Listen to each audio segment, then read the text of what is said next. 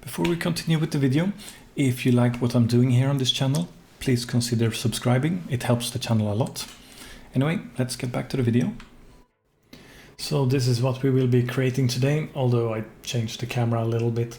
We're essentially going to be taking a Vigilante asset, which is currently only available in Unreal Engine 4.27. We're going to be importing it into Unreal Engine 5 and be setting up a very basic chaos vehicle system for it, so we can drive around with the chaos system. And yeah, so that is what we have achieved here essentially.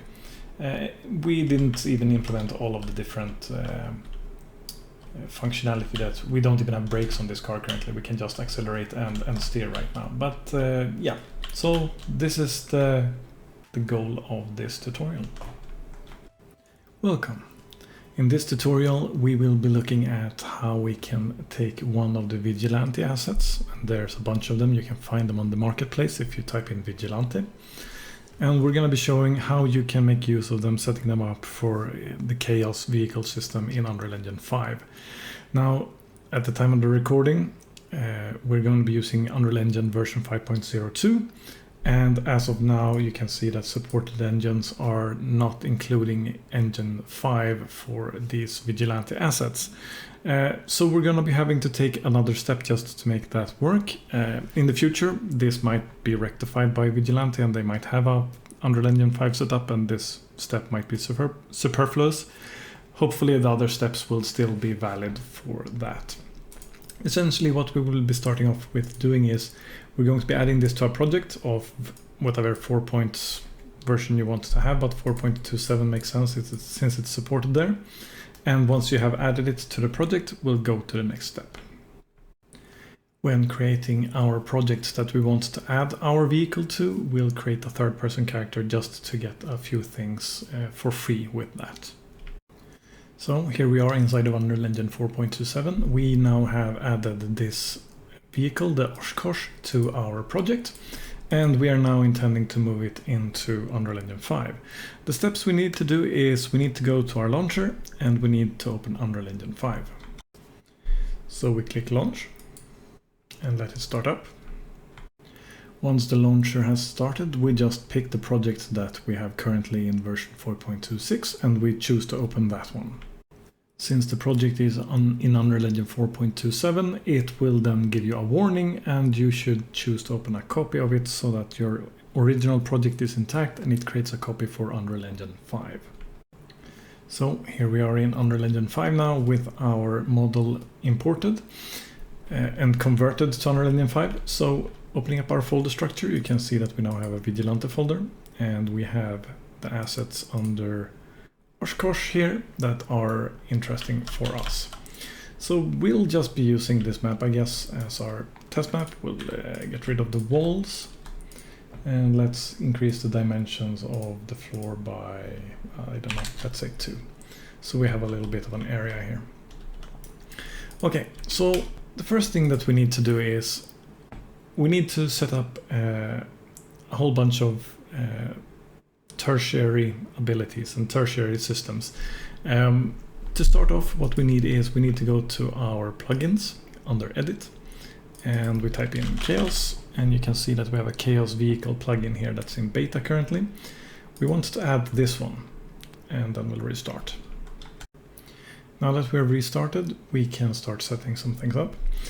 So first off, we have a blueprint already existing here. We could make use of that one if we wanted to, or we can create a new one. It doesn't really make that much sense. Much difference is what I mean. The problem here is if we were to use this one, we had to clean up a lot of things that aren't working anymore after we changed things, so it might be easier to just create a new one. So we'll do that for now, and we'll create a blueprint class. This class needs to inherit from the wheeled vehicle pawn, because we need the pawn class to be able to possess the car that we're trying to put in here, and the wheeled pawn class here is the one that's making use of chaos physics. So we can call this BP underscore Oshkosh, because Oshkosh is fun to say. Opening this up, we can see that it doesn't consist of a whole lot. It consists of a mesh and a vehicle movement component, and that is essentially it. Starting off, we can go and change our mesh because we currently don't have one, and it wants to have a skeletal mesh, and we have a skeletal mesh here with the Oshkosh. So we'll just go back in here and put that one in. So now we have our skeletal mesh. Next, we probably want to have some inputs. So if we go to project settings, if you created a third-person character template like I told you, then you will have inputs already here for some action mappings and axis mappings. Move forward here, for example, is WS, and move right is A and D, and we can sort of make use of these as our inputs for controlling our car. So going to our event graph of our car, we can drag out our vehicle component, and our functionality that is available that is interesting from a blueprint perspective is if we go to game component, chaos, vehicle movement, you can see a bunch of different things here that we can make use of to affect our vehicle once we're done. So among the things that we want to make use of here is, for example, we want to set let's see, we want to set throttle input to show how much that we are accelerating, so we can get that one. And in addition to that, we can also set steering, so we have a steering input as well. So we have the events currently that were move right, which we can just make use of, not that one. Move right, we want to have the axis event, and then we can just plug it in like so, and this should give us our steering, and then we can have a move forward, the axis event for that, and we'll make use of that as our sort of throttling for now. And that should be all good and fine. Another thing that our mesh wants to make use of is a skeletal anim class. So we will be making an anim class for this vehicle as well. And again, we do have an animation blueprint here, but we don't need to make use of that one. We could if we wanted to, but again, it would be cleaning up some of the things that are already there that we might not even want anymore. So right-clicking on our skeletal mesh, we can go to create and anim blueprint, or we can just right-click and go to animation and choose an animation blueprint. Once here, we need to choose a skeleton. In this case, we want to make use of the skeleton for the Oshkosh. So, and we'll call this ADP underscore Oshkosh. Like so. By default, this will be making use of the anim instance. So if we wanted to, we could have gone here and said, what's it called? Wheeled.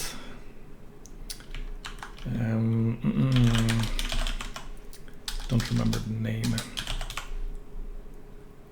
Never mind. We'll just go to our animation blueprint, and we will make sure to reparent it to our vehicle anim instance.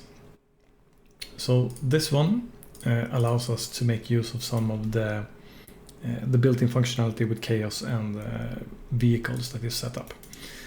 So there is a lot of information about this topic in documentation of Unreal Engine on their documentation page. So if you want to look, you can find most of what we're going to go through here today. But essentially what we're going to be doing here is we're going to be getting our ref pose for our mesh space. And this we're going to be making use of to get our sort of translation of our vehicle. To do that, we need our wheel controller. So if we drag out from the reference pose here and type in wheel controller for wheeled vehicle, we can make use of this and just hook it up like so. And now we should have some functionality for our wheels already. So if we go out into the world here and we drag out our Oshkosh, and we say that we want to possess this, we set the character player 0 to character as possessing, making sure that this one isn't being possessed as well. Possess, it is being possessed, so let's disable that one. So now if we press play, you can see that we get control of the car here, and that's all good and fine. Doesn't look good from this angle, so we'll change that. We'll go to our Oshkosh. We will add let's add a spring arm, and underneath the spring arm we can add a camera. So then we can go to our viewport and we can see where we want to have this. So if we go to our spring arm, maybe we want a length of 600 possibly, might not be enough, 800 possibly, something like that. And probably want to have it a bit up, something like that maybe. We'll have this view now. We might want to have sort of like an action cam where we are sort of slightly to the side maybe, something like this. So sort of like over the shoulder for a normal character, but not quite. And then in addition to this, we probably want to add a camera lag for both the normal camera, which is meaning the translation, and also for the rotation, so we'll get some sort of sense of movement when we're moving. That should be fine for now. Going to our mesh, we also need to make sure that the mesh is simulating physics under the physics section, because it will be needing that. Now we can start to configure our movement component a little bit here. So first off, one of the key components when it comes to the vehicle is that we need to set up torque, which is a graph that's representing what kind of angular rotational force that we're going to be putting into our wheels, and also setting up our wheels themselves. And our wheels we can find under wheel setup is the category, and we have a wheel setup grouping here with arrays. So we can just add one here, and we expand this a little bit. We can see that it needs a wheel class, a bone name, and it can have an offset if you want to. If we create, press the create button here, we get a wheel class immediately. We can go and put this also in our Oshkosh folder, like so. We can call this our BP Oshkosh wheel front, since this will be our front wheels. We will be making both front and back, like so. And we open up this blueprint now. This is just a configuration blueprint. We're not going to be making use of the blueprint itself.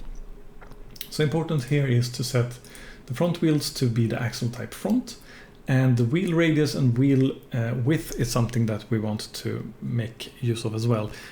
You can measure them. I have already done that, so we don't need to do that. So for wheel radius, we're going to be putting 65 centimeters, and for wheel width, we're going to be putting 40 centimeters. These are pretty large wheels, like so.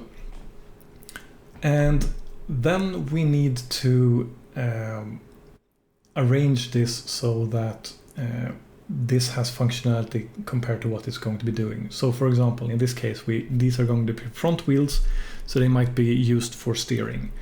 So we can click in the steering checkbox here to have that affected like so. And then we can compile and save, and we can go back into our folder again, and we can duplicate this and call it that's not what I wanted to do. Duplicate and then rename it to rear. The rear wheels are as they sound like. They're going to be from the rear axle. They're going to be having the same radius and everything like that. However, they are going to also be affected by the handbrake. They're going to be affected by the engine, because we're going to be having, like, this is a backwards driven car. You could have a four-wheel driven car if you wanted to, and have both the front and the back driven by that. This is not a steering wheel pair, so we'll be removing that functionality here. Then we can compile and save. And now we have set up our wheel configuration essentially. But we need to still go to our blueprint for our car, and we need to make sure that we're making use of them. So we have the front one selected for the first wheel here, and then we make another wheel, which we're also going to be choosing the wheel front for. Now these two wheels need to correspond to bones that exist on the skeletal mesh. So if we go to our skeletal mesh, open that up, can see this is the hierarchy that we have from the Oshkosh. Now, when it comes to the Oshkosh, you can see that the wheels that actually exist on this one are called LF as a prefix if it's left and RT if it's right. And then you can see front wheel. So you can see LF front wheel and LF rear wheel int, for example. If we copy this one, LF front wheel, and we go to our car again, we can say that our first wheel in index 0 should be the front wheel left. And then we can take the other one and use the same name, but just change the prefix from LF to RT. That means we have the right wheel there. So that's all we need for the front wheels now. We add 2 more, and we open up those. We make sure that they are of the type rear wheels, like so. And now we need to get their bone names as well. So we can get RT, for example, here, rear, and we go back to our car. And we put so I put the left one in the first index and right one in the second one. So it makes sense to have the left one again in the third, and then fourth will be right. So we'll do it like this. Rename the third to be LF, so we have left, right, left, right. And now we have the wheel setup done already. It is done in the sense that we have it configured, but you will be wanting to change around some of these values because getting the right feel is something that takes some trial and error depending on what kind of car you have to translate the feeling that the car should have. For example, this is a pretty powerful vehicle that has a lot of grip and weight behind it, but it doesn't maybe have as much acceleration as a sports car, for example. So these are things that we get both from the vehicle wheels, but also from the vehicle settings when it comes to the torque, which is what we're getting into right now. So again, torque is the rotational force that you're applying on your wheels. You set it up under, where is it? Engine setup, here. So we can create a torque curve for us here if we don't already have one. So we'll click on create, and we'll call this one our Oshkosh torque. So now that the torque curve is created, let's actually edit it. So we'll navigate to it and open it up. So this looks like any other graph when it comes to linear values. So to add values, you can just middle mouse button on the line here somewhere. So we can start off with just putting 3 different ones here, and that'll be fine, I think. And what we can do is we can mark the last one, and we can say that it should have a value of, let's say, 4,000 and the value 0.5. What that will represent is the first value will be, it is along what is normally the time axis. It will represent RPM in this case, so revolutions per minute.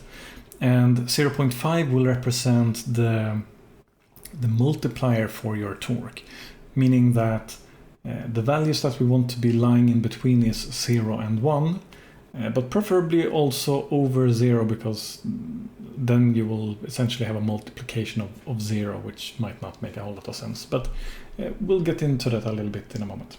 The second value we can set to something like, let's say, 2000 and let's say 0.8.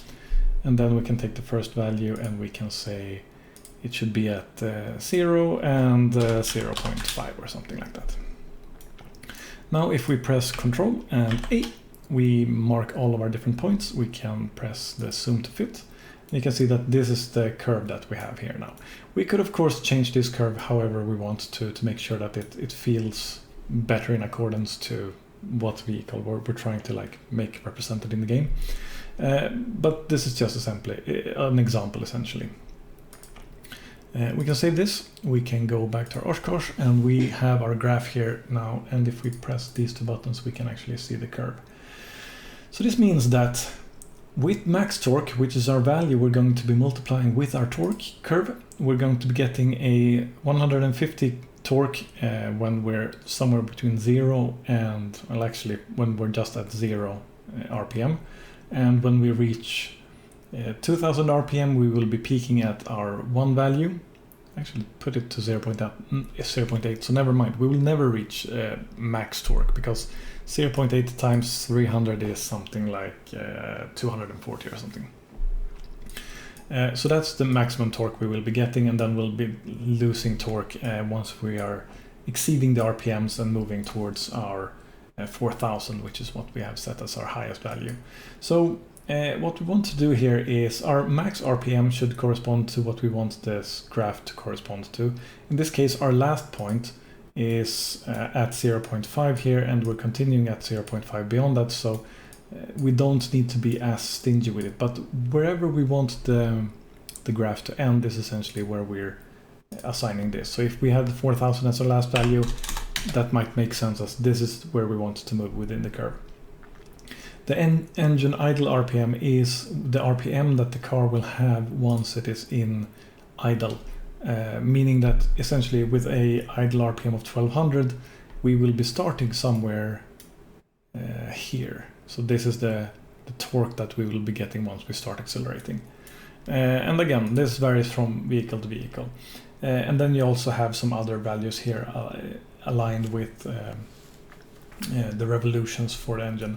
You have a lot of different settings here that you can make use of to tweak how the car feels, but hopefully this will give you at least a overview of the points of how things are connected.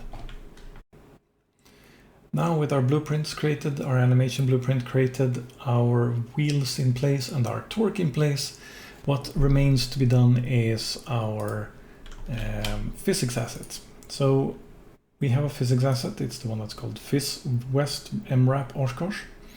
We can open that one up, and that's what it looks like to begin with. What we want to do here is we want to create some physics assets for the wheels that only acts as interpretation for the vehicle. So we can start off by just removing everything and removing this one as well, and clicking up here to get show all bones. Then we can see what our structure is for this. We want to have a root physics assets created that is sort of going to act as our actual vehicle. We'll create a box for this to keep it simple, and the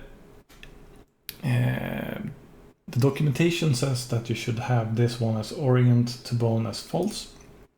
I have not managed to see a whole lot of difference for this, so I'm just going to be relying on their wisdom in this matter. Essentially you add a bone after that, a body after that. Now our body in this case is going to be very, very small. On this specific model we can choose our scale tool and we can just make sure to scale it up. So pressing in the middle we have all the different dimensions, and I can just continue scaling it, and we can scale it further so it sort of represents our vehicle, and you can align and change this a little bit so you feel that it's representing the vehicle in a proper way. Something like that might make sense. So now we have that created. In addition to that, we want to have for our wheels, and our wheels we again can find like before, so LF front wheel, LF rear wheel, RT front wheel, and RT rear wheel. These four we want to make use of for this as well, but we don't want to have a boxes for them. We want to have spheres so that they roll like a sphere rather than a box, which doesn't roll a lot, as we all know. Again, the documentation says to orient to bone true for this one, even though I haven't found much difference. So we're just going to be keeping to that. I think the bodies now, we get these four different bodies. We can go in and change their collision response to be disabled, meaning that they're not going to be interacting with the world in accordance to their bodies here. They're going to be relying on the dimensions and radius that you set up for your wheel, essentially, which is why you want to have that corresponding well to the actual size of the wheel, so you get proper reactions from these wheels. And the kinematic here on the physics type means that you're going to be getting a sort of suspension-like feeling to them from the Chaos vehicle setup. And now we can save, and we are fairly much done with that part as well. Going to our Oshkosh again, we forgot to do this before, but if we go to our mesh and anim class, we can now add our animation blueprint Oshkosh that we created. So it's going to be this one in this case. The other one here is the one that followed with this. And I actually forgot to check this up earlier, but we should have been able to see our wheels moving when we played before after setting it up. So you can see the wheels are now moving as I'm turning around, turning left and right on the keys. So now we essentially have everything set up. So driving or pressing forward now will actually move the vehicle forward, and we get a little bit of a drunken sense. It's both from the vehicle itself. It has some wobbliness to it from its physics simulation, and also from the lag of the camera. If you don't like the lag of the camera, you can always change that to something else that you prefer better. But yeah, so we have some of the functionality in here now. The car or the vehicle is drivable. The problem is it doesn't really feel much like an APC currently, and this comes a lot down to tweaking and changing the config. We can change it around a little bit to try and get a better feeling for it. Some of the things that might make sense is, since these are very heavy-duty tires, we might want to change our friction on our tires. So by default they're 2, so we could set something like maybe 4 or 5, both on our front and on our rear wheels. In addition to that, maybe something like changing the cornering stiffness to 500, because I feel like 1000 might be something more closer akin to a vehicle that is very, very good at turning, which maybe a Humvee isn't in comparison. We can also go to our Humvee vehicle component settings, and we can change something like increase our torque, because a vehicle of a military type might have a lot of torque. These might be something values that you can actually find real representations of in the world and just make use of in the game. I'm not entirely sure. Sounds like something that might exist. So that these values might be completely off. So I'm just going by instinct here essentially. Engine idle RPM, maybe we want to have a lower value, maybe something like 800, who knows, maybe even lower. Maybe we could change the brake effect, although we haven't even put in the brake for our car currently. That's something that you might want to do as well. What else? We might want to change center of mass. A vehicle like this is probably going to be pretty sturdy and not easily falling over, so maybe we want to set a fairly low center of mass, maybe 80 centimeters above the ground, something like that. I don't know, let's try and see how this feels. So it feels like it is revving up much quicker. It's difficult, of course, to see what kind of speed you're moving when everything is just a gray uniform plane essentially. But yeah, it feels a little bit better. If it is appropriate to an armored personnel carrier, I'm not entirely sure. That's something that you can probably tweak to get to some better place at. Something to keep in mind, of course, we did now a four-wheeled vehicle. This would work for something else that has multiple wheels more than this. You can just add additional back pair tires if you want to make sure of having that. Something this would not work for would be something like tracked